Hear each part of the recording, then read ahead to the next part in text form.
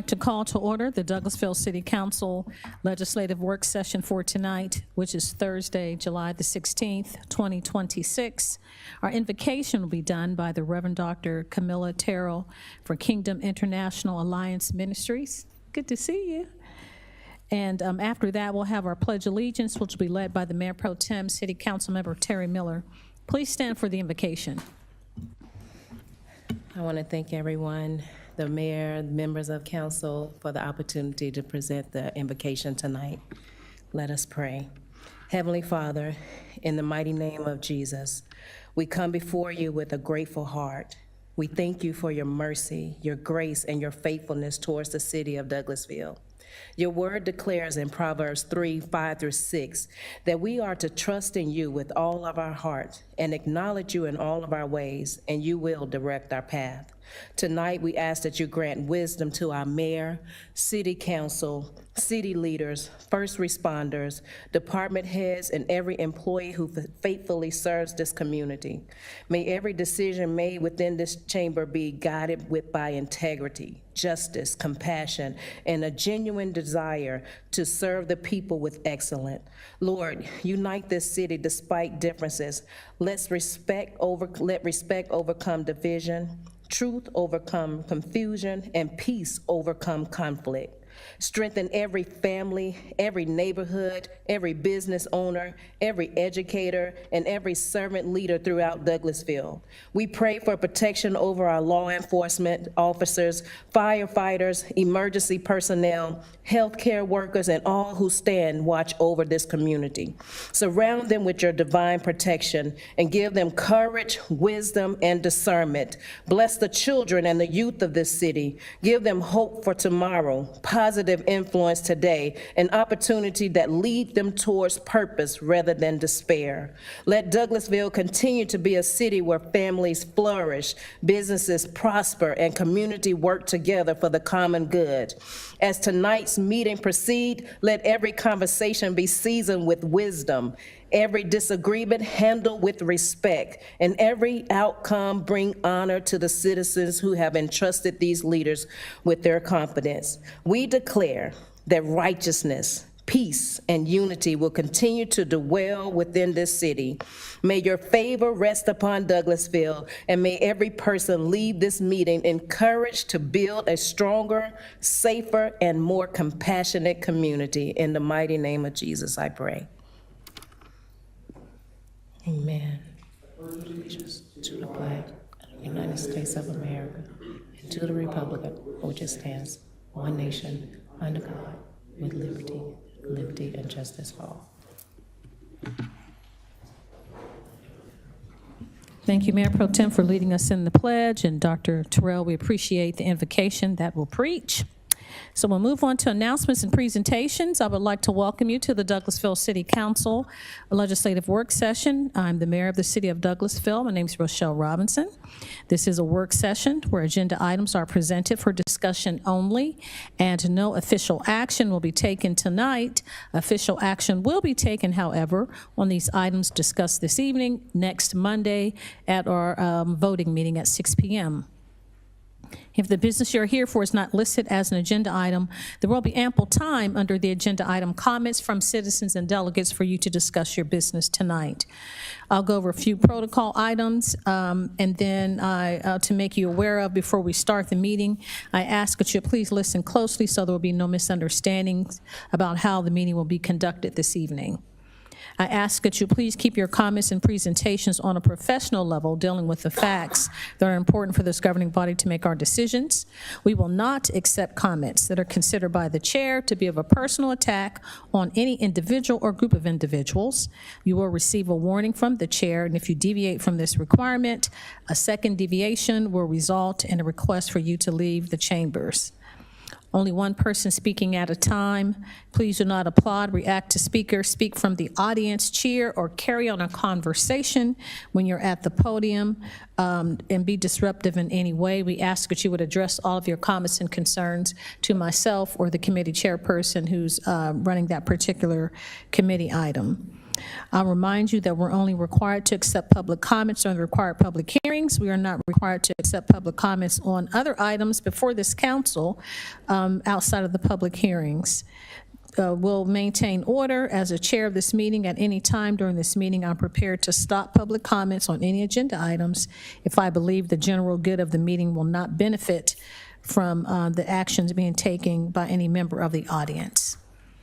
If you have a cell phone or electronic device, I ask that you please put those in silent mode so they will not be disruptive, or you can turn those off until after the meeting. The agenda items will be handled in the following manner. The committee chairperson will read his or her item. That person representing that agenda item or applicant will make his or her presentation. This will be the first opportunity for you to present your information. Myself and council members will possibly ask questions to help us seek better information so that will help for our deliberation on voting next Monday. After that, the committee chairperson will ask for statements from the audience. There is a maximum of 20 minutes for those in favor of an item and 20 minutes for those in opposition, and each person has 5 minutes to speak. If you would like to speak, there are cards outside. There is a form now, I believe, and you fill that form out and hand it to our clerk's office, Ms. Gina, and she will put it in the official record. Each person has one opportunity to speak on the agenda item. No reappearances. If you think you have something that you forgot to say, we apologize. Make some notes. When you come up, you have 5 minutes, and that's it. This meeting is not a question and answer format. It is not a debate, but a format that gives you an opportunity to make a public comment or represent an agenda item. This is particularly important during our public hearings. We understand you may have questions about the information that's being presented. We will try to answer all of your questions. However, if we do not have the answer at that time, we will make certain that staff will get back to you at a later date. Please address all your comments and concerns to myself or the chairperson of those committees again, and not speak to the audience or directly to staff. If your information is repetitive or information presents earlier in this meeting, there's no need to re-present the information or the same information over and over again. If we have a zoning matter, we ask that one person will speak for that particular topic. And if you have printed material, again, give that to our city clerk. She'll distribute it to us later. And during the public comments from citizens and delegates periods, we will not address zoning items. They will be discussed during the public hearings for each zoning applicant, and the time to address those concerns is during the zoning time frame, not during the citizens of comments, not during the time for citizens' comments and delegates. So we ask you not to come back again and talk about zoning issues during the end of the meeting when there's time to talk about that during the public hearing. Allowing those comments outside of the public hearing violates the Georgia State Zoning Procedures Act. I know that's a whole lot of talking, a lot of information. Hopefully we're all on the same page and we have an understanding on how the meeting will be handled this evening. There are agendas outside if you'd like to have a paper agenda, but if you don't desire to have that, we do have the the agendas on the screen and on top of my head and in front of you. So that's it. That's a lot of information. We'll move on now. We're at the point of Economic Development Committee. And so we'll move on. Each item is handled through a committee. So we're finished with presentations and announcements. We'll go to Economic Development Committee. That's chaired by Mayor Pro Tem, City Councilmember Terry Miller. Thank you, Madam Mayor. We have no business under the Economic Development Committee at this time. Thank you so much, Mr. Mayor Pro Tem. We're at item number 6, which is Finance Committee. That's chaired by Councilmember Chris Watts. Thank you, Madam Mayor. We Welcome. have 3 items under finance tonight. Yes, sir. Item A, adopt a resolution to declare tax parcel number 054818200003 being 3.97 acres owned by C. Jack Clower as not located within the corporate city limits of the city of Douglasville to refund 2023, 2024, and 2025 City of Douglasville real property taxes in the amount of $706.49, and to coordinate with Douglas County officials to ensure the updating of records in accordance with this resolution. And our staff attorney, Ms. Jordan, will handle this. Good evening, Mr. Chair, Madam Mayor, members of council. Miranda Jordan, staff attorney, 6758 Spring Street. Last year, Mr. Jack Clower visited our city council meeting and discussed a discrepancy with his tax bill, that he had been receiving a tax bill for city taxes for a number of years, but that upon his knowledge and belief, he was not located for this parcel within the city limits. We believe that there was an error made among the tax collection billing dating back approximately 15 years, and that the property was inappropriately designated as being located in city limits.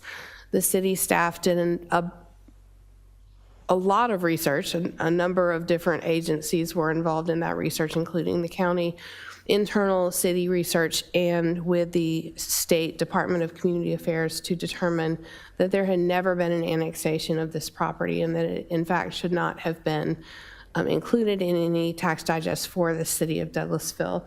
This resolution will clean that up and will refund the last 3 years of property taxes paid by Mr. Clower pursuant to state law requirements. And I'm happy to answer any questions. Thank you, Ms. Jordan. Anyone have any comments? No? All right, and so we've determined only the 3 years. Okay. And this, do we have any idea? I mean, this thing isn't very common, obviously. This doesn't happen very often. No, sir. But we don't send out the tax bills. I don't know how somebody ends up being charged in the city when they don't live in the city or have a property in the city, but. This was a very unique situation. The county did a great deal of research and was not able to come up with anything other than there was an update that they did to their zoning map in 2010 where they supposedly caught an error. So it could have been even any time before that where it was supposed to have been designated one way or the other, and it was not. It was very difficult to tell, but we had to do our due diligence to make sure that the property was not, in fact, ever subject to an annexation. Okay. And the Department of Community Affairs was able to confirm that for us, as well as working with the city clerk's office on our internal records for all annexations. Well, I'm glad Mr. Clower came forward when he did. Yes, sir. And I'm assuming that he's in agreement with everything that's been determined and arrived at as far as the amount. I believe that he would prefer to have all previously paid taxes returned. However, state law restricts any tax refunds for various purposes to the past 3 years. Gotcha. Okay. So in light of all that, anybody else have anything before we move on? All right, I'd like to ask for that to be placed on the consent agenda for Monday. And item B, authorize the mayor to sign an amendment to the A133 agreement between the City of Douglasville and the Winter Construction Company, LLC, for the City Hall demolition services, adding section 14.5.3 on dumpster work. And Mr. Jacob Adams will handle this. Hey, good evening, Mayor and Council. Jacob Adams, 4150 Ashford Dunwoody Road, Brookhaven, Georgia. So in Winter's initial agreement with the city, Winter indemnifies the city, which means they will hold the city harmless for any damages or costs incurred related to the construction of the City Hall building itself. As part of this agreement, there is language that modifies a city ordinance which prohibits any third-party haul-off for trash materials within the city limits. Obviously, right now we have construction going on, we have demolition going on, so right now Winter's responsibility is solely limited to haul-off of recyclable materials. This agreement is needed in order to transition that liability portion to the city for work that the city will be performing directly in regards to the haul-off that will take place for their trash. This is just a modification in the language that holds winter harmless if anything occurs with work being performed by the city that follows the ordinance in place with the third party, with prohibiting the third party haul-off for trash materials. Okay, thank you. Jacob, any questions or comments on this? Madam Mayor, go ahead. Thank you so much, Mr. Chairman. Thank you, Jacob, for coming in. So for city manager, I'd spoken with her earlier this week. You've gotten comments from people wanting bricks. So how do we respond to they should not go and get the bricks? It's contaminated, it's asbestos, it's all kinds of stuff. If people are interested in bricks, they just need to call 770-920-3000 and ask for the city manager's office, but no one should be on an active construction site. Okay. Okay, thank you, Madam Mayor. Thank you. Any other questions, comments on this item? All right, I'd like to place this on the consent agenda for Monday also. All right, Jacob, hang around.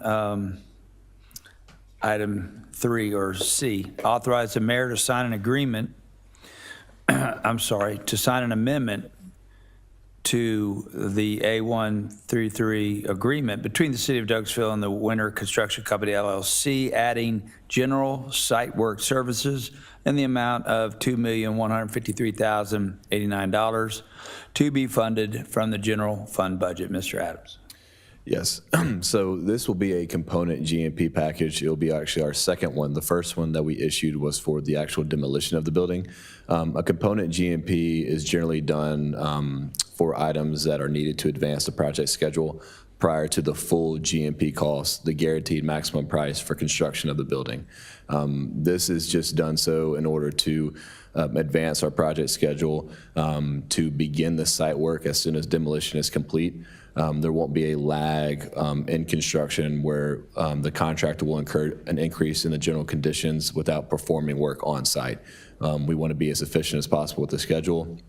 So we'll be authorizing early release of these funds for that portion of scope of work only. This will not be an increase to the total GMP costs. It is merely just branching out that cost, approving it early on so we can continue that portion of work. And then we will come back here roughly in the next couple weeks to a month from now for the full GMP package for the remainder of the construction of the building itself. But this is solely just branching out those funds for that site work portion of work. Thank you, Jacob. Any questions or comments on this item? All right, I'd like to place this on the consent agenda also for Monday. Thank you, Jacob Adams. Appreciate it. Madam Mayor, that's all we had tonight under finance. Thank you so much, Mr. Chairman and staff and Jacob. We appreciate that information coming to us. We'll move on to item 7, which is Housing and Community Affairs Committee. That's chaired by Councilman Relena Hudson. Thank you, Madam Mayor. We have one item under the Housing and Community Affairs Committee this evening. Item A, adopt a resolution approving the City of Douglasville's housing study. And we have Matrix Design Group here, as well as our staff member, Mr. Dana Gray, here to present. Good evening, Dana Gray, 6785 Spring Street. Last year, the city felt it was time for an update to the housing plan, so we put out an RFP to those that were interested, and the Matrix Group was selected to partner with us on that particular study. We started in October. We selected those who can assist us as stakeholders. We had several community meetings, surveys, which assisted in this process, which helped us to know the heartbeat of the community, the dislikes, the likes, what they would like to see in the city. This report will help in that. It was very data-driven, so it gave statistics such as demographics, who's coming in and out of the city, providing those type of numbers, our existing housing stock. And the end goal was to have not only the study providing that information just said, but to give us recommendations of, based on their analysis, the directions that we can go. So it gives us the opportunity, and you all the opportunity, city managers and CD, to dive deep into that report and see what can be feasible. And it would definitely be, it'll come in stages, but what we can approach first, things that we possibly may not agree with, and make those adjustments as we go. So with that, without further ado, we do have the Matrix Group here to present to you. We have Christian Karen and Jen Todd Goins, who will present their findings. Thank you. Welcome. Thank you so much. We are very excited to be here to present the findings from the housing market report. During the presentation today, we will include quite a bit of data analysis, stakeholder engagement outcomes. This does not represent everything in the report, but rather a summary of what we learned and some of the highlights of the outcomes. My name is Jen Todd Goins. I'm the Director of Planning at Matrix Design Group. I've been in community development, economic development, and housing for the last 20 years in both the public and private sectors. Love housing projects because they affect everything about the community, from the personal experience to your economic outlook and future growth, and very excited to share the results of our report today. I'll hand it off to Christian, who will walk us through the data portion, then I'll come back to talk about stakeholder engagement and some high-level recommendations before closing the presentation. Thanks, Jen. My name is Christian Karen. I am the research lead at Matrix, where I head our quantitative research and data science group. I served as the project manager on the overall project. Just a bit about my background. I've been with Matrix for about 4 years now. Prior to joining the firm, I completed my PhD in political science at the University of North Carolina at Chapel Hill. You can give us your address for the company, please. What's that, sorry? The address for the company, for your company, I forgot to. Oh, 707 17th Street, Denver, Colorado. Okay. 80202. That's it. That was a test, huh? Yeah. But it's for our official records. We have to have the name and address of the speakers. All right, thank you. Thank you, Madam Mayor. You're welcome. All right, now I'm gonna talk a little bit about the project's overall purpose and scope. So in this project, we ensured to leverage both quantitative data from top-tier sources like the American Community Survey, which is a product of the U.S. Census Bureau.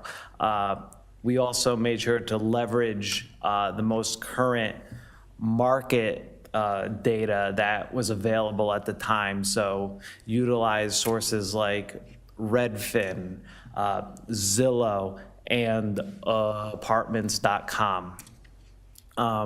And we made sure to,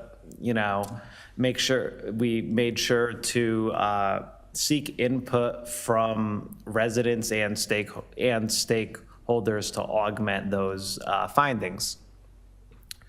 And then in terms of the scope of the project, it's important to understand housing as an overall ecosystem.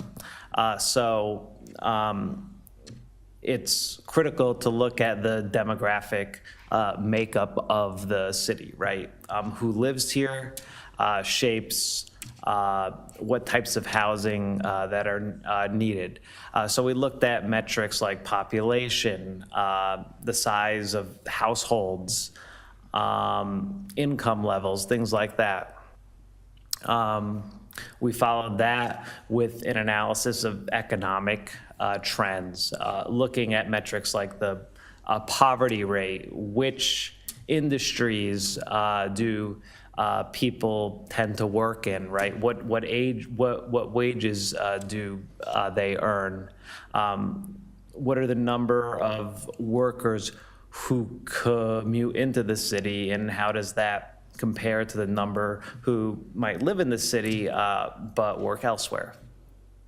We then moved into an analysis of the existing housing stock, so looking at its composition, right? In terms of structure and types of homes.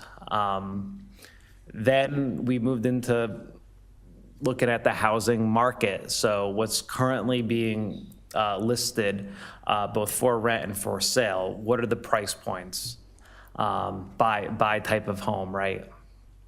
And then we took a look at both housing challenges and housing gaps. And the quantitative data, it informed a series of recommendations that we developed as part of the recommendations report, looking at critical things like zoning and incentives for developers to encourage more housing.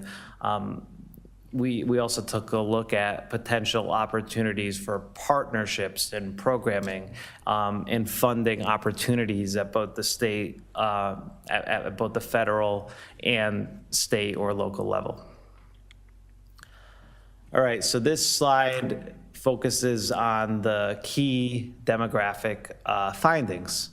So the population throughout the city has increased quite substantially in recent years. So the population recently crossed the 40,000 mark, which represents a more than 110% increase since the turn of the century, right? So that's quite a dramatic surge. What we also did is we essentially estimated a statistical model that forecasted, how do we expect the population to change in the future? And what the model showed is that by 2030, it is expected to increase by about 17% and 73% by 2045. A real key finding is that the largest age cohort in the city are actually residents under the age of 20, right? Which is a departure from what we're seeing in many parts of the country, right? Due to factors like lower birth rates. Next, we found that Black or African Americans make up about 2/3 of residents throughout the city, and that about 2,600 residents are either current members of the armed forces or veterans. And last, we took a look at the share of residents who own their homes, and we found that about 48% own rather than rent their homes, which is actually an increase from the rate back in 2018. Next, we took a look at some of the economic trends. And what the data are showing is that incomes have actually increased in recent years. In 2023, the median income rose to over $76,000 in Douglasville. Even when you control for inflation, that's a $12,000 increase over 2018, right? So there's some real growth there. But what we're also seeing is that the gap, the income gap between homeowners and renters has widened. So much of that income growth was actually driven by owners whose incomes, the median income rose to over $110,000, which is nearly twice the median income of renters. Next, we found that about half of the workforce is employed in sectors like education, healthcare, retail services, and entertainment. And finally, it's really critical to also analyze what the commuting dynamics look like. It's critical to foster a balance between both jobs and housing. And what we found is that there are about 20,000 workers who commute into the city to work from elsewhere, whereas there are over 14,000 workers who live in Douglasville, but leave the city each day for work. And finally, there are just over 1,000 people who both live and work in the city. Next, I'm going to go over some of the key housing stock and housing market findings. So in 2023, there were about 15,000 total housing units in the city. And nearly 60% of those units were single-family detached homes. But critically, what we found is that in the ownership market, 96% of those units are single-family detached, whereas in the rental market, 69% of the units are actually multifamily units. Next, we found that the housing stock in Douglasville is relatively modern and young. So the median home was actually built in 2003. We also took a really close look at the price points in the rental market. And what we found is that the median unit rents out for just under $2,000. And what's important to understand here is that to afford a unit at that price point, a household needs to earn about $87,000 a year. That is the income that's needed to limit that monthly rent to less than 30% of income.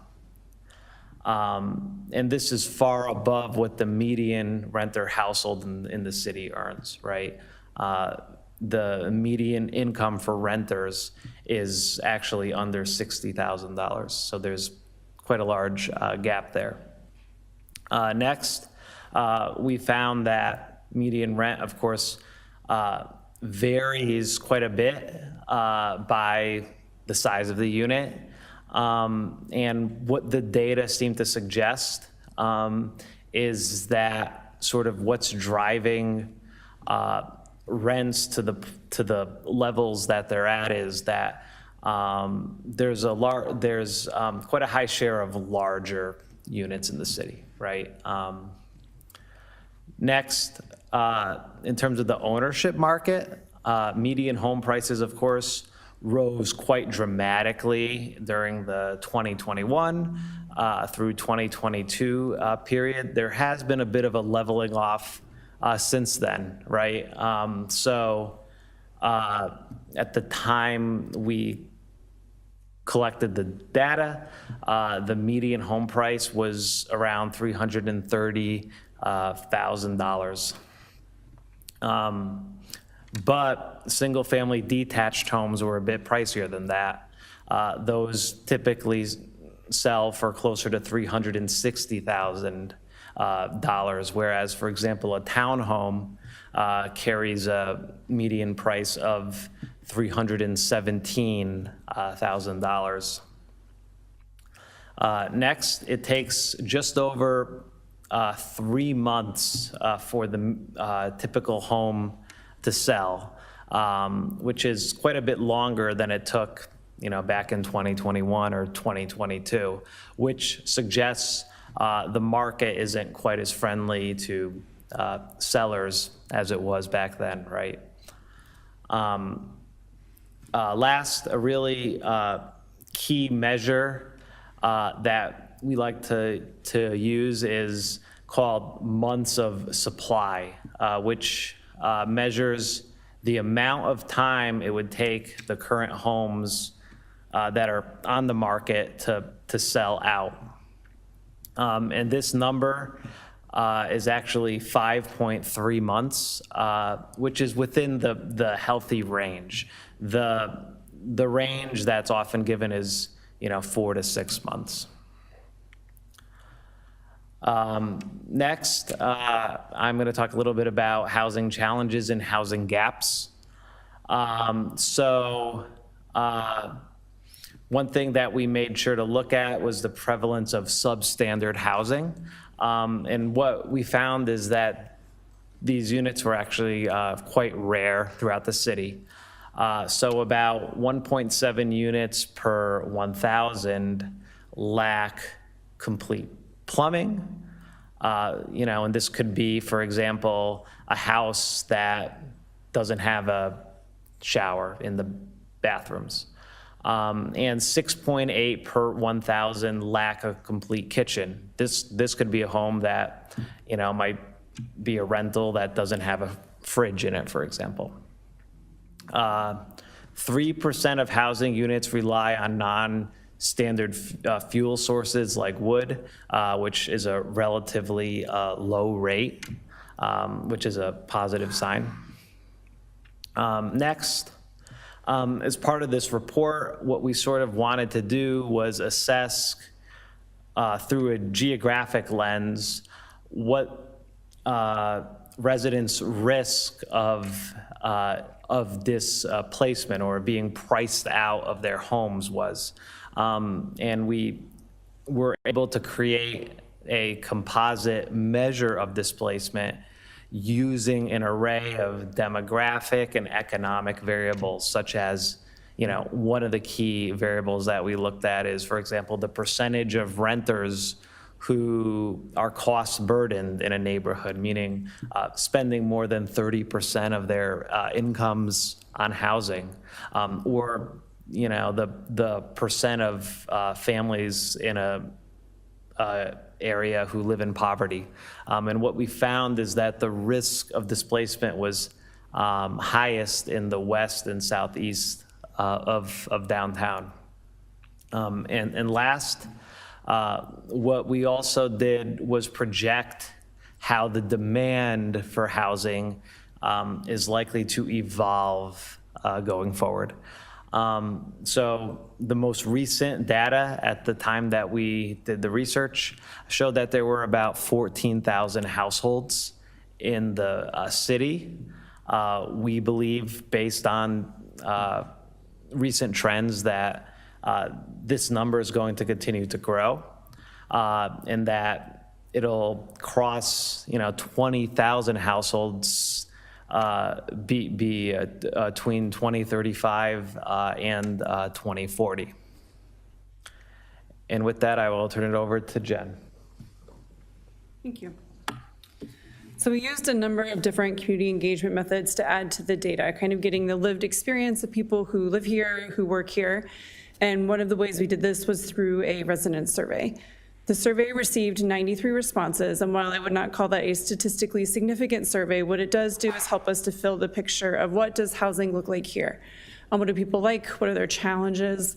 What we learned was that the majority of people are satisfied with their housing, which is a positive note. One caution to kind of go along with that is that almost half of people did say that housing costs are a major source of concern. And in fact, it's such a concern that some folks are reducing spending on essentials in order to be able to afford their housing. The vast majority of people said that it was at least somewhat important, very important, or important for the city to offer a wider mix of housing options. We'll talk a bit about what those could look like in a few bullet points. Another concern that we heard was that younger residents may not be able to afford to buy homes. So if you think back to that population graph we saw earlier, your residents are predominantly very young. That next cohort of young professionals is a very small population here, so that is potentially a missing population who could live here in the future.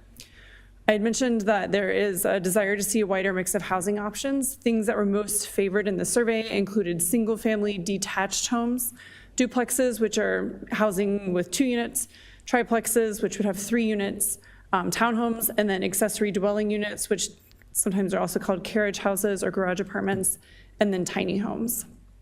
Additional stakeholder insights, things people really like about Douglasville include the diverse population, your proximity to major transit corridors, proximity to the city of Atlanta. All of these are opportunities, and city leadership.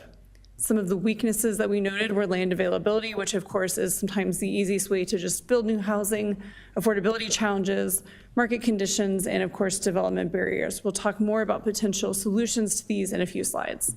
Some of the opportunities for Douglasville include financial tools. Those might include tax allocation districts, development incentives, looking at ways to provide public-private partnerships for additional housing, and then the adaptive reuse of aging properties. Some of the threats, which we also see nationally, include resistance to change. Change is always something that can be a little bit intimidating for folks, and then the potential also of political gridlock around addressing some of the housing challenges and identifying solutions as we move forward. One of the things we asked people was about housing types. What types of housing would you like to see more of here? You can see in the images some of the housing surveys where we asked meeting attendees to put dots by preferred housing types.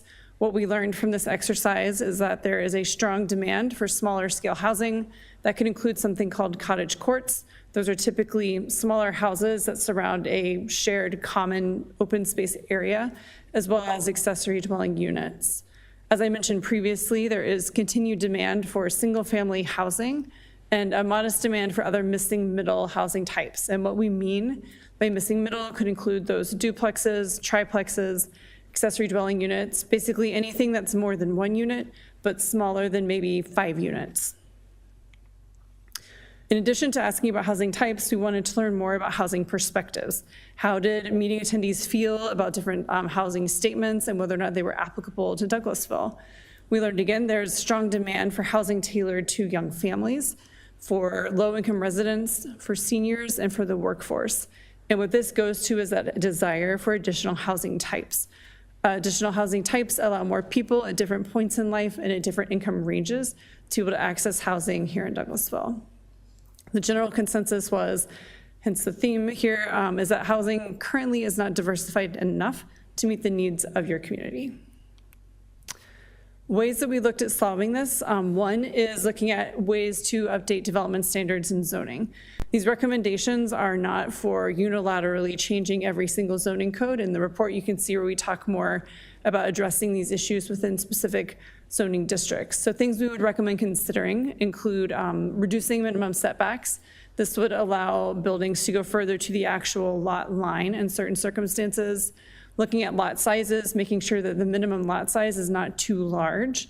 Looking at floor areas and lot coverage or impervious surface ratios. So again, looking at ways that more building could happen on a specific plot of land that can help improve the feasibility of diverse housing and of that missing middle housing that I spoke about earlier. There's also a possibility of increasing maximum density and height allowances. That's typically something we would see in a downtown or adjacent to downtown and by right zoning allowances. And what I mean by that is allowing things like accessory dwelling units or 2 units in more zoning categories across the city. We would also propose design standards that could ensure neighborhood compatibility. So as you increase the number of units on a lot, it's really important to make sure that these designs still work with all of the surrounding properties and the surrounding community. You can do this through facade requirements, so saying that the front of a building still has to be very friendly to the pedestrian experience or people walking around. You can do it by having step backs, so as buildings get higher, those higher floors step back from the surface from that front part of your building.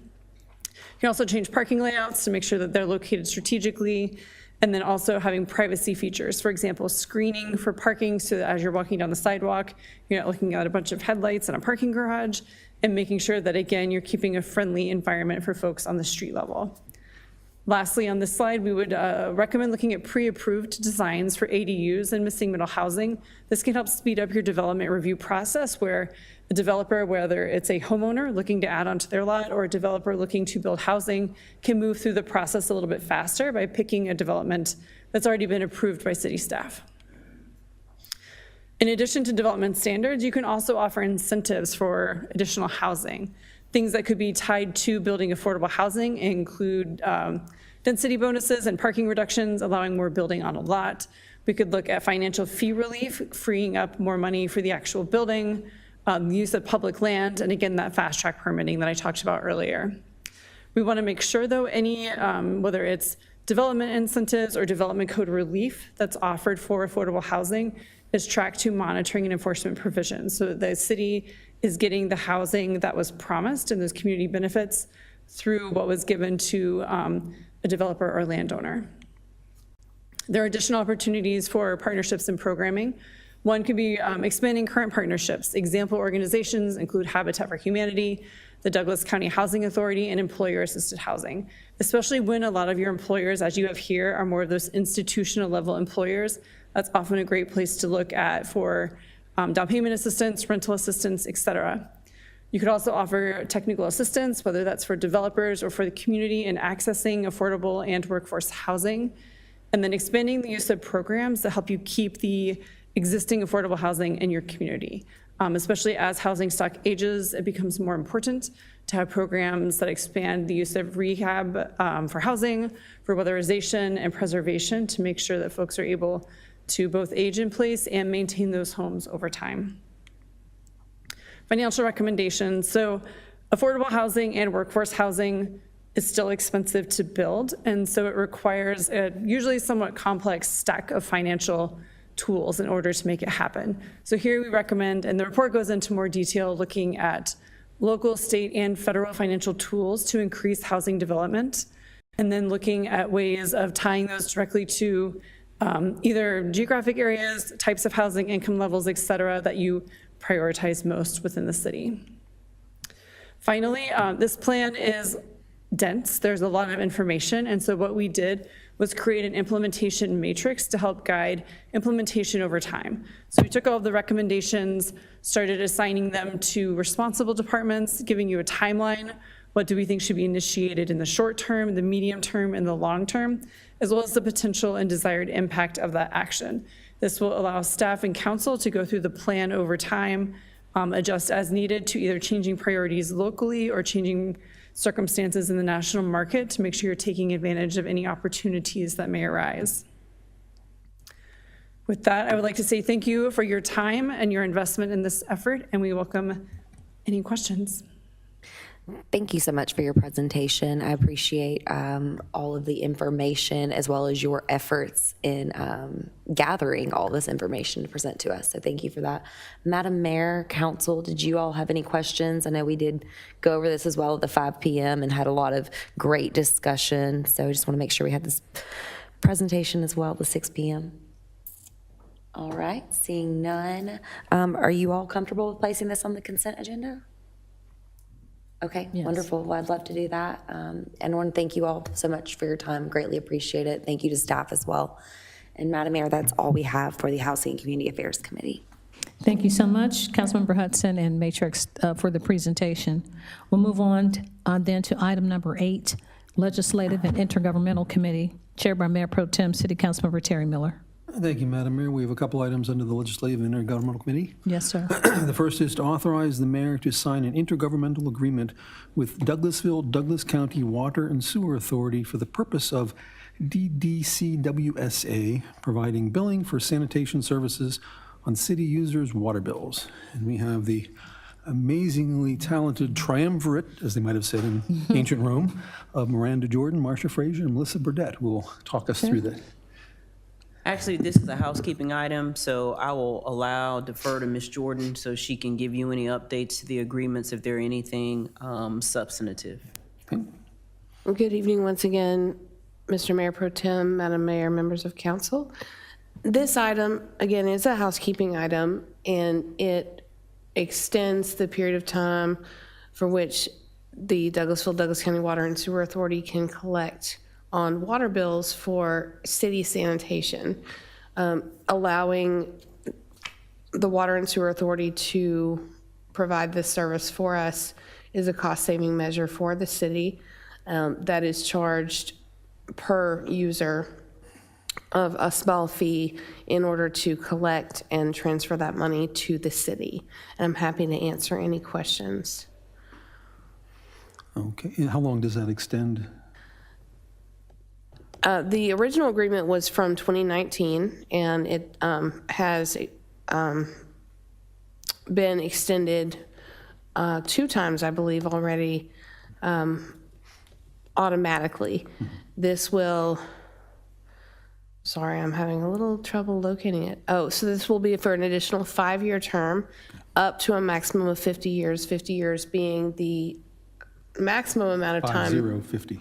Yes, being the maximum amount of time that local governments or governmental adjacent agencies can contract with each other. That would be a 5-year term to renew. Okay, so we'll have to come back every 5 years and renew it up to 50 years. Yes, sir, that's And our correct. Great-grandchildren will be on city council, and they'll be dealing Oh, with I it. apologize. It's actually automatic unless we decide okay. mutually that that's no longer beneficial to either party. Even better than, so unless one side says, well, let's change it, it just stays in effect. Okay, Yes, sir. so let our I apologize. grandkids deal with it. All right, any objection if we put this on the consent agenda? I think we will do that. All right, our second item under the Legislative and Intergovernmental Committee is adopt an ordinance to amend Section 2-50 of the City of Douglasville Code of Ordinances to, number 1, allow the mayor and city council members to be reimbursed for mileage for the use of personal vehicles, parking, and meals not to exceed $100 per event for one-day events held outside Douglas County. Second is to establish a 30-day reimbursement deadline.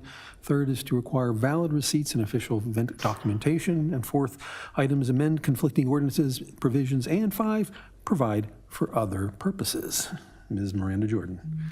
I believe your summary there on the agenda language pretty much covers everything, and there were additionally a couple of housekeeping changes that were indicated and are indicated by the blue text on your agenda item attachment.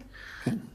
These were all reviewed at our July 6, 2026 committee's meeting in detail. The major change, of course, being reimbursement for one-day travel and the ability now for the members of the city council to be able to have lodging if they have an early morning meeting that is more than 50 miles away from the city of Douglasville. Okay.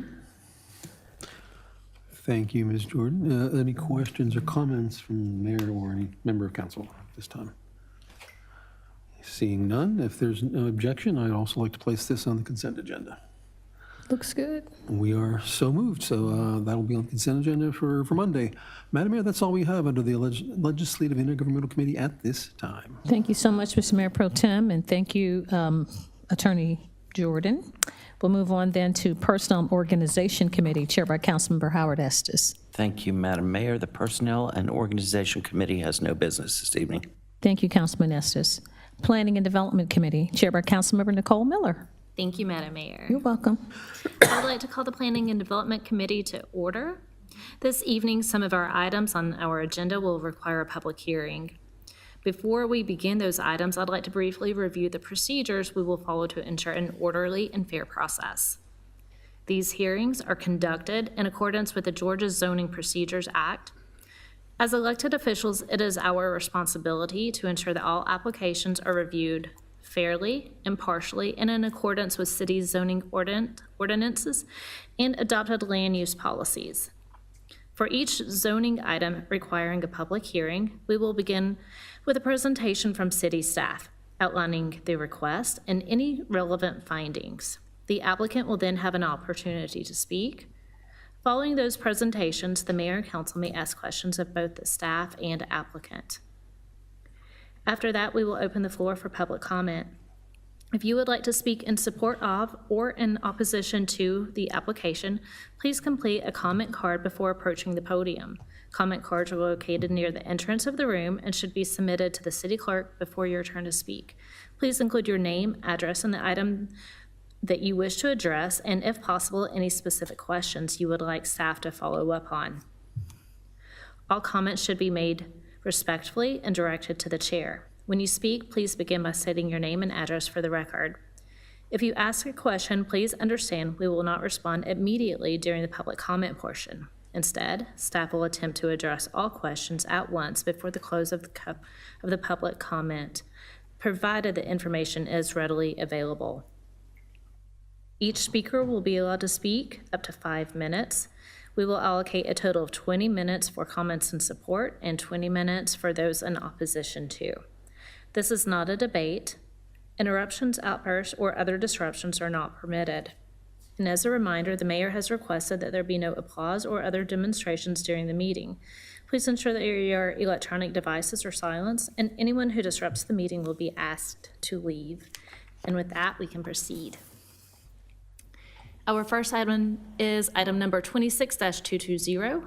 So to hold a public hearing and consider a request for a variance from section 8.01 of the Unified Development Ordinance to reduce the side yard parking setbacks for 2.0 acres located at 1425 Municipal Parkway and land lot 735, District 18, Section 2, Parcel ID 0016.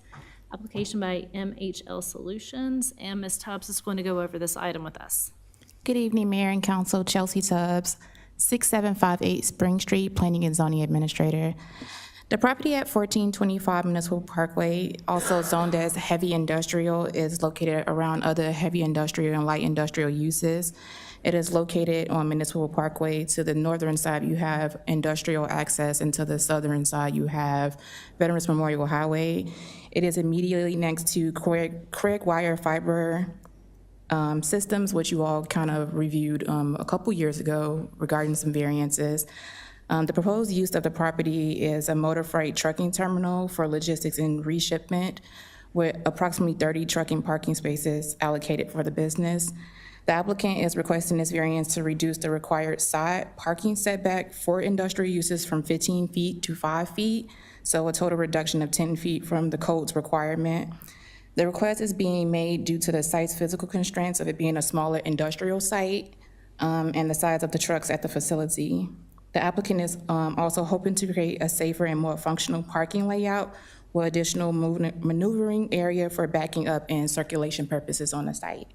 And I can answer any questions that you all have. Thank you so much, Ms. Tubbs. Thank you. I don't have any questions for you. Madam Mayor, Council, do you guys have questions of Ms. Tubbs? No? Is the applicant here? Yes, ma'am. Okay, thank you so much. Thank you. If you'll please come down and give us your name and address for the record, and then you can. Add a little to it. Yes, please. My name's Larry Hurst. I'm the licensed qualifier for MHL Solutions, which is a general contractor. We're located at 2 Autry Road in Auburn, Georgia, 30011. The property was purchased by the owner for the purposes of creating this, we call it a trucking terminal. Really, it's going to be a parking lot. They service companies such as Amazon, Costco, and various similar trucking apparatuses. So it is an industrial area. During the planning period, we went back and forth, particularly with fire, trying to see that we had everything set up and that it would be a safe manner to be able to get vehicles in and get vehicles out and get our fire apparatus where they need to go, as well as our hydrants and water flow.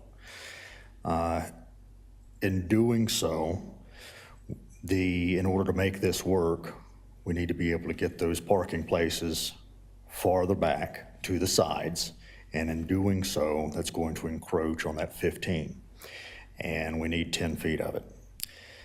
Some mitigating factors there, I think we've already, or she's already discussed, the industrial area, the type of area that it is. It's not a homeowner or a residential area or anything like that. It is heavy industrial use. There will be a fence around this property for security. And whether it's 5 feet or or 15 feet, I would expect that exists for the purposes of appearance of the property. It's I don't know how tall they are, 15-foot high tractor trailer. Whether it's 5 feet or 15 feet away from the property line, it's not really going to matter, but we will mitigate that with that security fence that will be there. Okay, thank you so much for that. So am I understanding correctly, the trucks will come in, will they just park there, or are they like, I guess I understood it like they're moving, like changing shipments from one truck to another? No, it will not be a terminal, so to speak, where we're unloading and loading. It's not like that. This will be a staging ground, is how I would describe it. So a truck will come in, it'll be staged there temporarily until it can meet its scheduled appointment arriving, whatever facility that it's going to. That way we're not backing trucks up on the side of 85. Okay. Or where are we? 20. So. Okay, that makes sense. And then what is your truck route like to get them there? I have no idea. Okay. I know that they simply come down Municipal Parkway and probably coming from the interstate, but I don't. Right, and that's what I figured, that they would be coming from the interstate. I just wasn't sure, like, because I know that we've got a couple streets getting there from certain exits that are no truck traffic, so I just wanted to verify that we Maybe a had question for engineering. I know they looked at some of those things during the planning meetings pretty much in detail, specifics as to what those, I'm not familiar with the area enough to be able to tell you, but it is spec'd with the privacy fence. There will be a gate. There is a small building, 40 foot by 40 foot, which will have showers and a place for them to change. And if somebody needs to change oil, they'll be able to pull inside the building. Okay. But other than that, we need 10 feet. Right. Okay, thank you. Madam Mayor, Council, Madam Mayor, you have a question? Hold on, do. Mr. Hurst. I think Madam Mayor has. Thank you, Madam Mayor, and thank you, Council, for taking the time to see us. I think I missed that in the beginning. Yes, sir. Thank you. Thank you, Madam Chairman. So you said staging. That sounds like a play, which is good. It's probably what it is. Is this a truck stop? Not a truck stop. You said there's showers and... No, it's specifically for this one company, Lang Trucking. So they're transporting these goods, they're transporting these tractor trailers to and from. So there may be a time where a trucker is there and drops his truck and needs somewhere to hang out instead of sitting in a truck with an engine running. You can go inside, there'll be an office.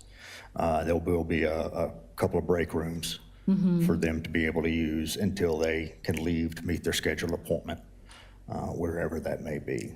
Okay, so you're not going to have a Buc-ee's there or anything? There's no Buc-ee's. No Buc-ee's? There is a pretty serious security protocol. Okay. So it's not going to be like the truck stops on 80, or the places was on just 85 suggesting. where we have all kinds of concerning visitors. It won't be like that. So everything's controlled access. Yes, sir. Thank you. I was kidding. I know you wouldn't no have Buc-ee's. Buc-ee's. Yes, sir. Thank you No so fuel. much. Thank you, Madam Chairman. That's all I had. Thank you, Madam Mayor. Council, any other questions of the applicant? I hope not. Okay. All right, thank you so much. At this time, this is a public hearing, so let's go ahead and open up the floor. If we have anyone here who would like to speak in support of this item, if you'll please come down and give us your name and address for the record. And if not, let's close that portion and move along. If we have anyone here who would like to speak in opposition to, if you'll please come down and give us your name and address for the record. And if we don't have anyone, we will go ahead and close out the public hearing, and we will take this item up on Monday.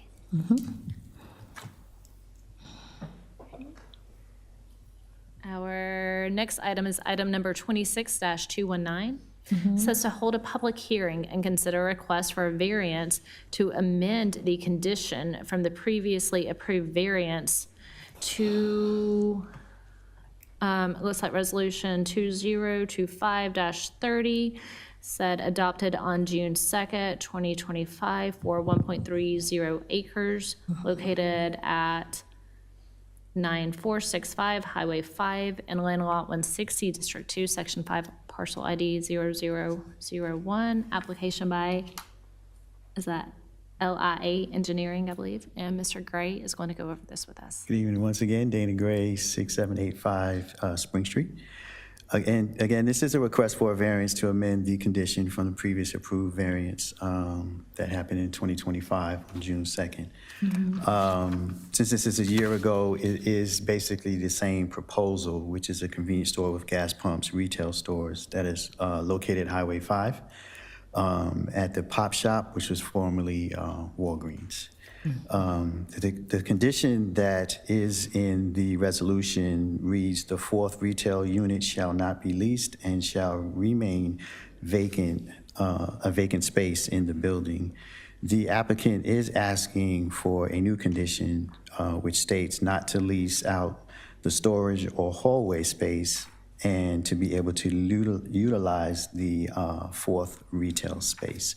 And the applicant is present. Thank you so much, Mr. Gray. One. I don't have any further questions of you, Madam Mayor and Council. Do you guys have any questions of Mr. Gray before the applicant comes up? Okay, thank you. Okay, if you'll please come and give us your name and address for the record.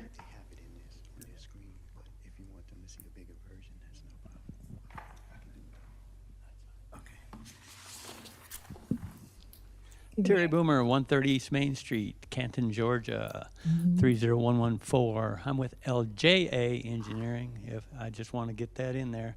LIA Engineering are our nemesis, so. Okay. I don't even know if there's I an stand LIA corrected. Engineering. JA. I appreciate you hearing this proposal again. When we went away last time, we tried to come around a way with accommodating a reduction in parking. The convenience store, we park at the pump, we get our bread, our milk, our gas. We go inside, we leave. We don't park there. But we have some other retail shops, and some of those retail shops, originally, when our first proposal, they were 2,000 square foot plus shops. And one of the members and I, at my suggestion, well, now, parking space on square footage, so this is kind of a math question. I forgot a lot of my math. But I was at 2,200 square feet times 4. Now I'm at 1,700 square feet times 4. Okay. So I'm just going to lose 2,200, 2,400 square feet and not rent it at all. Okay. I'll be renting 4 shop spaces still. I'll be renting 4 shop spaces, but they're 4 smaller spaces than our original proposal. Okay, and And you're we find using it that easier other. to rent to the smaller boutique shops. Yes, sir. When they're smaller because of finances. And you're going to use the other for storage. Don't know. Storage, it's going to be dark. There's nothing going to be put in it. We don't have any immediate plans for it. So you'll still have 4 That's renting. correct. Okay. It's kind of like girl math, I think you're trying to do. Yeah, okay. I'm I'm not trying going to there, Madam understand. Mayor. Okay, thank you. Thank you, Madam Chair. Yes, absolutely. Coach, I believe you had a question. So when this came before us before, the variance was a request to reduce parking based on not 4 retail, but 3. But since then, now that we're back at 4, the square footage is less than the 4 would have been before. Correct. But I guess my question would be, and I'll ask Mr. Gray this, if we were talking about parking spaces, what would the ordinance say for what the applicant wants to do now? Okay, so with the proposed 4 spaces, based on 1 per 300 square foot, he would be required 22 spaces. And then the addition of the convenience store would be 26, which is roughly what it was before, for a total of 48 spaces. 48. So that's less than what we came from down to the 33 that we gave them a variance on, but it's still more than we're at right now. Correct. We started with 56. The request was to reduce from the 56 to 33, which was approved. Now with this adjustment, he's required 48. Okay. All right, thank you. That's. I just wanted to clarify that. Okay, got it. Anyone else, questions? Okay. I was a little curious, I know when we talked about this before, because we all had just concerns about reducing the amount of parking spaces, and you talked to us about the types of storefronts that you would be looking for or shopping for this type of lease. Does that change now, because now you're looking at a smaller facility, so where maybe you could have had like a tax preparer in there before, now that may not fit? Thank you for the question. It does not change. It helps our economics because it helps the tenants' economics. They're just not prepared to take on the 2,200 square feet. 2,200 square feet, I typically reserve. I do a lot of QSRs, quick service restaurants. So from my Starbucks, if you will, to a Dunkin' Donuts, to Hardee's or a Popeyes or something to that effect, I'm at 2,200 to 2,500 square feet. The boutique shops that typically backfill these dark spaces, the larger convenience store or the larger drugstores, Office Depots, Office Maxes, or a smaller mom and pop boutique shop. They're trying to sell a product, if you will, but and make a name out there, but they need a smaller, more manageable, leasable space to cut down on their overhead, but still provide enough room for their product. Okay, thank you for that explanation. If there were no further questions, let's go ahead and open up that public hearing. Right quick, and if we have anyone here who would like to speak in favor of, if you'll please come down and give us your name and address for the record. And if not, if we have anyone here who would like to speak in opposition to. Okay, let's go ahead and close the public hearing. And we will take this item up on Monday. Thank you. Thank you. Appreciate it.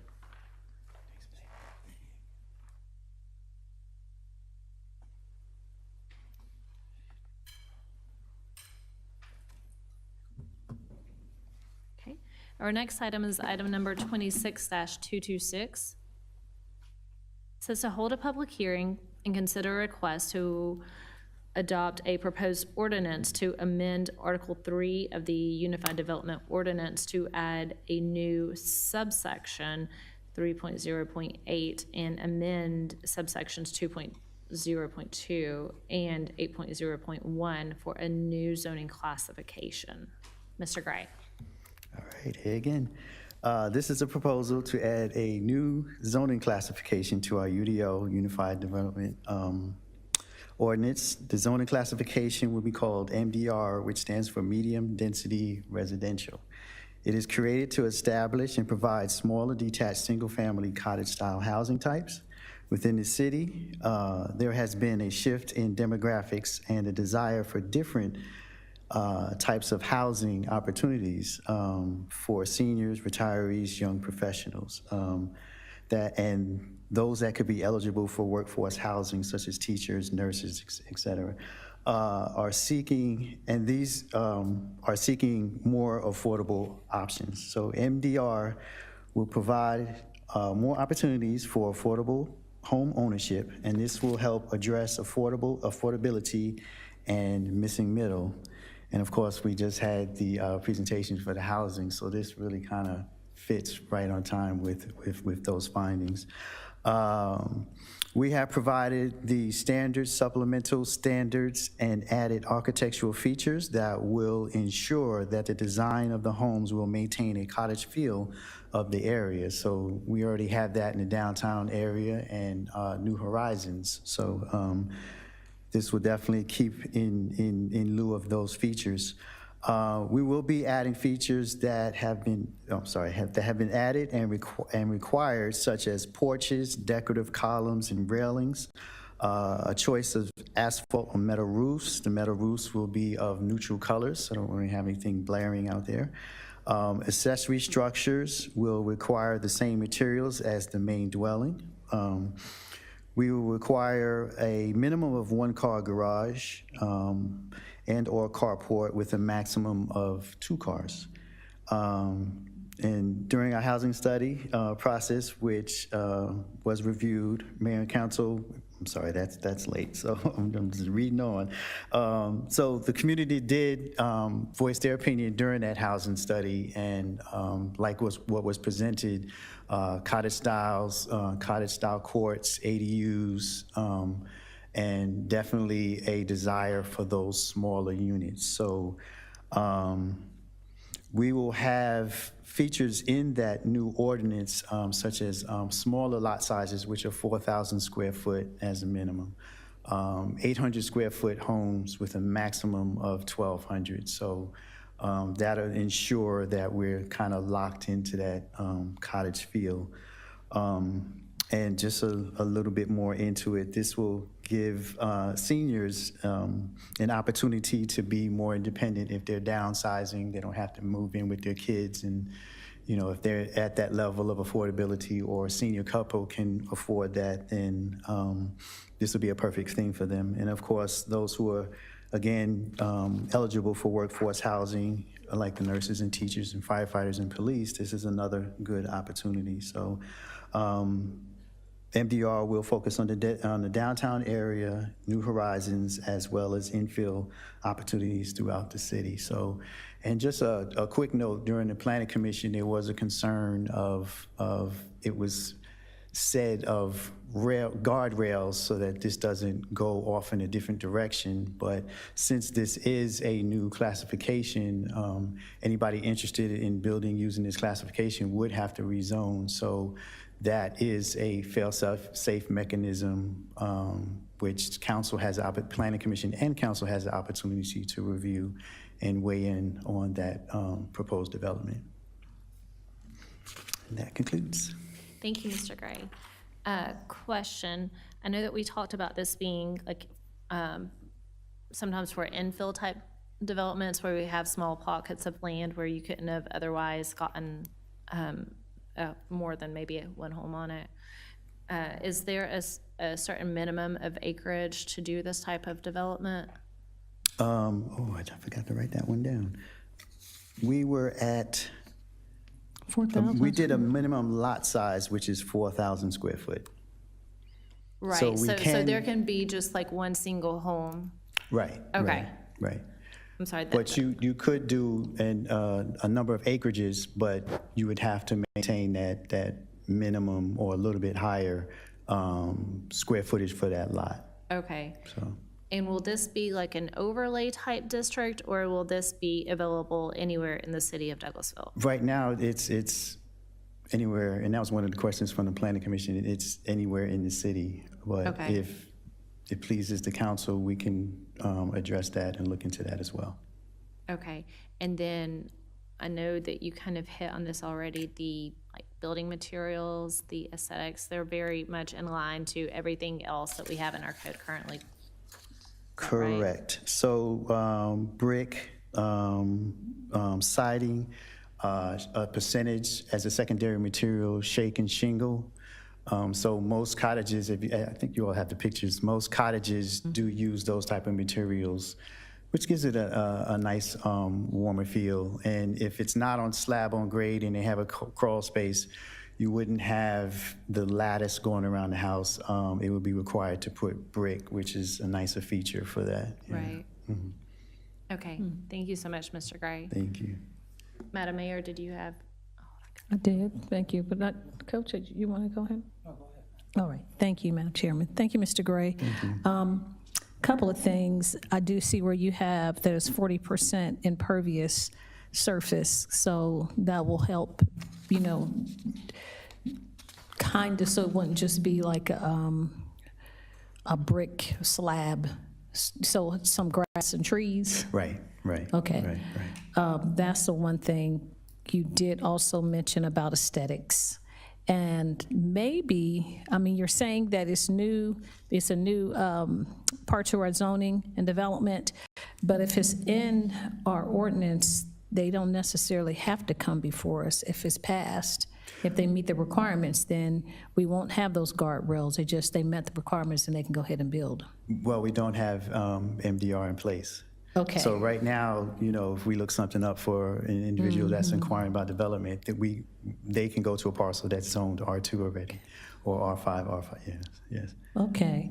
And maybe, I mean, it may not be popular, but kind of relegate it to downtown and New Horizons, just so we can see what it's going to be before we go everywhere. Okay. Just asking. Okay. I mean, just put a bug. That's all I had. Thank you, Madam Mayor. Coach, I know you had your hand up. This question may be for Mr. Gray, maybe for Ms. Frazier. Do we have property near the downtown that's been identified as potential for this? And the second part of that question is the item that came before us a couple months ago, where they wanted to do some smaller houses or cottages type houses. Is that the type of development that we're talking about here? I'll ask Mr. Gray to share some photos with you, but to his point, I mean, these are already the style of homes that this zoning is modeled after. You already have these homes existing in the downtown and on in the New Horizons area, and even in particular some in Tributary. So it really is to mimic what's already there and taking the design style back to things that would have been more in line with what we would have considered traditional housing types. We do have two developers in particular that have approached both community development and myself who've pushed for us to have a similar type of zoning such as this. What the developers are indicating is that having a smaller footprint will allow them to take lots, parcels that, say, for instance, that are 3 or 4 acres, and they can build in a neighborhood of homes that are priced at between $450,000 and $500,000, and they can still get nice single-family homes in that area. So that's what we're looking at. That's what we're aiming toward. And to the mayor's question, and just to really hone in on what Mr. Gray is mentioning, because this is a new zoning classification, anyone interested in this will have to come before you. So you are the approver. You can choose to either grant it or not. So regardless of where you put, you actually have the guardrails in place by currently not having it actually anywhere in the city. And if I may add on to that, the zoning team often receives inquiries on development, and most of the developers, you know, they want a larger return on their investment, so they're doing the bigger homes and bigger lots. But at the same time, we were trying to encourage to take advantage of smaller lots to provide for the demographics that I have mentioned. But now we've had several developers, as Ms. Frazier has mentioned, that are coming to us and asking us to provide that. So I think that's really a good sign of what we have here. So. Thank you so much, Mr. Gray. Anyone else? Nobody? Okay. Oh, Mayor Pro Tem? Sorry about that, Mayor Pro Tem. Disgrace the name of Miller. Thank you, Madam Chair. Couple things. You're establishing a 20-foot setback minimum for the lots, and I'm wondering where that number came from, only because when you start with a 4,000 square foot lot, that'll fill up pretty quickly. So I'm wondering if we ought to consider shrinking that a little bit to give just a little bit more developable space on these lots. Especially because in light of the fact that the setback to the sides is 8 feet. So you're allowing houses to be pretty close to each other, but then you've got this generous setback in the front. But I'm wondering if we could shrink that a little bit and make, again, the whole idea is to give it more of a denser sense. So if you push the houses a little bit closer to the street, I think even if you get it down to 5 or 10 feet, I think might make more sense on that. A couple of the minor things, but on the architectural descriptions, you're saying columns must be decorative. I'm wondering how we define that. It's like the old. And if I'm not mistaken, it said consulting with the community development director or the designee. So. Right, so is it Doric, Corinthian, is it, are we talking Corinthian, Ionic, or Doric? I mean, right.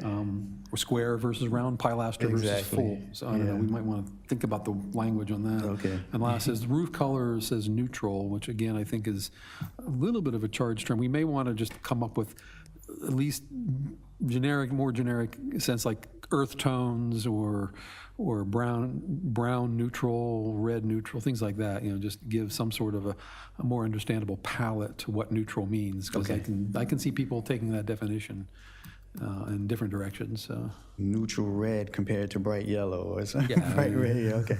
No neon, Brown and black. no neon, but anyway, there's just a couple of things I spotted off the bat. Okay. That's all I have for now, Madam Thank you for Chair. those. Thank you. Thank you, Mayor Pro Tem. If I can share with you, I think that the idea behind the larger setbacks in the front yard was to give it the same feel as the existing neighborhood that's already there. But I think that we could always look at doing a variance case by case, but to go ahead and set that standard. Thank you. If the intent is we're spotting downtown as the thing, we already have smaller setbacks in downtown to begin with, so. But yeah, In certain I have areas, problem. but not in all, yeah. Thank you. I'm not Okay. opposed to that. Anybody else? And to a point, the developer does have an option to put a carport, toward behind the house, so you have a longer driveway. They will have an option, I think one of the pictures shows, you still get the cottage feel, but there's one car garage attached to it, but it's just not popping out like your typical garages that you would see. So if that's the case, then, nowadays everybody parks on the pad and doesn't want to use the garage, so, and not to encroach on the sidewalk. It's actually, you brought up a good point. Do we have is there a provision that encourages parking to the rear on these lots? No, No? Because if we have because driveways. we don't have the space to be able to do it. Well, if you're starting with a 4,000 square foot lot, you should have space. I don't know. Because the area I have seen, you have carports that are closer to the street, close to the house, and then you have carports that are to the rear.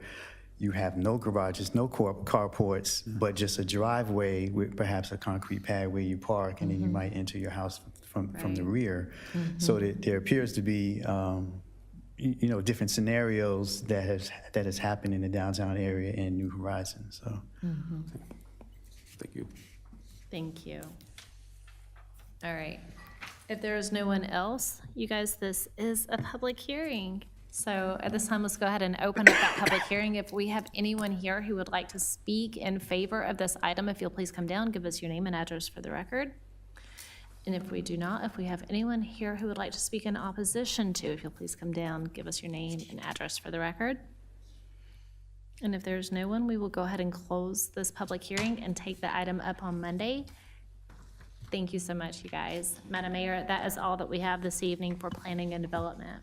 Ooh, that was a lot. Thank you, Madam Chair. We appreciate you and Mr. Gray, Ms. Tubbs, and the other applicant for the facility, retail facility. You are still on deck, Madam Chair, for Public Improvement and Beautification Committee. Yes, ma'am. Yes, ma'am. Oh, I'm so glad I looked at it. We do have one item this evening, and that says to adopt an ordinance amending section 70-41 of the solid waste ordinance regarding the sanitation fees, annual fee adjustments, and effective date for new rates. And Ms. Marina Jordan is going to go over this item with us. Good evening, Madam Chair. Once again, we have an amendment that will do a little bit of cleanup to our section 70-41 of the Code of Ordinances. There's some redundant language that's being removed, and the ordinance will now state upon adoption that fees for sanitation will be set and adjusted by the mayor and council each year. Doesn't specifically say this in the ordinance, but in practice, that would be discussed at your annual mayor and council strategic planning retreat. I'm happy to answer any questions. So if I turn that back on, thank you so much. I don't have any questions quite yet. Madam Mayor, Council, do you guys have questions of this item? I don't. No? Dang it, Ms. Jordan, I think you did a really good job explaining that to us. Okay. Are you guys comfortable placing this on the consent agenda? Looks like a go. Okay, I appreciate that so much. Thank you. Madam Mayor, that is all that we have this evening for public improvement and beautification. Thank you so much, Madam Chairman, and thank you, Attorney Jordan. We'll move on to, I'll ask Councilman Estes if he wouldn't mind taking Public Relations Committee as well as Public Safety Committees. Sure thing, Madam Mayor.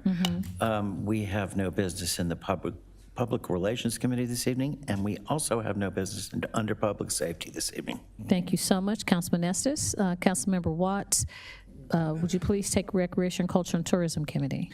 Thank you, Madam Mayor. We have no business tonight in Recreation, Culture, and Tourism. Thank you so much. Councilmember Caldwell, Technology Committee. Thank you, Madam Mayor. We have no business under Technology Committee this evening. Thank you, sir. Transportation Committee, Councilwoman Elena Hudson. Thank you, Madam Mayor. We have no business under the Transportation Committee this evening. Thank you, ma'am. Is there any other business to come before council tonight from the elected officials? Anything going on? Venezuela won. I went to the Goals on the Green last night. It was a lot of fun. So looking towards FIFA to see, I think Sunday or something is the next match. We do have, not the chief may announce, we have a retirement coming up. Shannon Dean. Yeah, so I know. Maybe the chief will talk about it. But that's all I had. Anything else from council? All right, if not, we'll go updates from our city staff, our city attorney, Mr. Joel Dodson. No business, Madam Mayor. Thank you, Attorney Dodson. Staff attorney, Ms. Miranda Jordan. No business, Madam Mayor. Thank you. You're welcome. Thank you, Attorney Jordan. Our chief of police, Dr. Gary Sparks. We have our annual accountability and justice meeting at 10 o'clock on Saturday at the police department. If you can come by, come on out. We have some other speakers from other areas to come in to speak. And we'll be starting our youth against violence program that same day. But as you mentioned, yes, Sergeant Dean is retiring. You know, congratulations to her. Geez, how many years? You know. Long time, 30. I'm doing her letter. I think it's 32. That's a long time. She's very friendly. 32. Yep. Thank you so much, Chief. Yes. So you start Youth Against Violence starts back up as well. Starting Saturday, and for the justice and accountability meeting, we'll have a light, very light breakfast. So we're asking our citizens to come out. Yes, sir. Thank you, Chief. Our city attorney, city manager, Ms. Marcia Frazier. Yes, ma'am. Only thing, just to remind you all that Monday is your first millage rate public hearing at 10 a.m. For those who will be able to be here, it will be in this room. And just reminding that despite what's being published, we are advertising for a tax increase due to inflationary increases, not the fact that the city is increasing taxes. So Ms. Callan will have that presentation on Monday. We followed you all's instruction from February of keeping the millage rate the same, which is what we're doing, and she will get into detail about where those increases are coming from, which we are showing that the overwhelming majority of those increases are due to commercial property and not residential. Yes, ma'am. So we are keeping the millage rate the same, but based on the state's requirements and recommendations and how the law is written, it does appear to be a tax increase because of inflationary rates and the assessments of the real property. Yes, ma'am. Okay. Yeah, you all have instructed that you want to keep the millage rate the same, so unless you all instruct us to do something different, that's been the position of the staff. All right, thank you so much, City Manager.